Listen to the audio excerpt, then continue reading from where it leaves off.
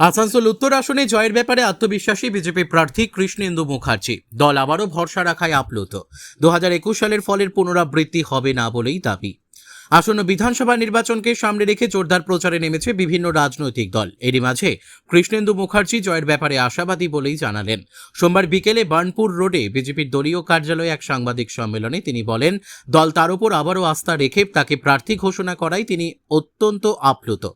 তিনি আরও জানান, ভারতীয় জনতা পার্টির নেতৃত্ব তাকে যে দায়িত্ব দিয়েছে তা পূরণ করতে তিনি সর্বশক্তি দিয়ে লড়াই করবেন। পাশাপাশি তিনি দাবি করেন 2021 সালের বিধানসভা নির্বাচনের ফলের পুনরাবৃত্তি এবার আর হবে না। কৃষ্ণেন্দু মুখার্জির কথায় দলের কর্মী সমর্থকদের সঙ্গে নিয়ে তিনি এই আসনে জয়ের জন্য সর্বাত্মক প্রচার চালাবেন এবং আসনটি বিজেপির ঝুলিতে তুলতে বদ্ধপরিকর।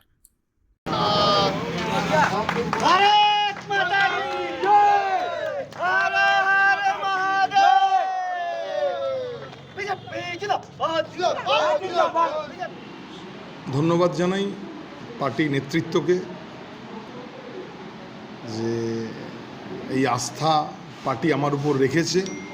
এই পার্টির এই আস্থা বিশ্বাসকে ধরে রাখাটা আমার নৈতিক কর্তব্য এবং আমি পার্টি যে বিশ্বাস রেখেছে বিশ্বাস রাখার জন্য আমি আসানসোলের মানুষের সাথে এই অগণতান্ত্রিক সরকার, স্বৈরাচারী সরকার, এদের বিরুদ্ধে যে লড়াই, এই লড়াই সর্বতোভাবে লড়ব এবং এই সিট পার্টিকে আমি তুলে দেব। দেখুন, এই সিট আসানসোল উত্তর 2021-এও আমরা জিতেছি এবং আগামী দিনে এটা হয়তো সেই সময় কাউন্টিং বা অন্য অনেক টেকনিক্যাল ব্যাপার ছিল, যাই হোক সেটা নিয়ে আমি আর 21টা মনে করতে চাই না।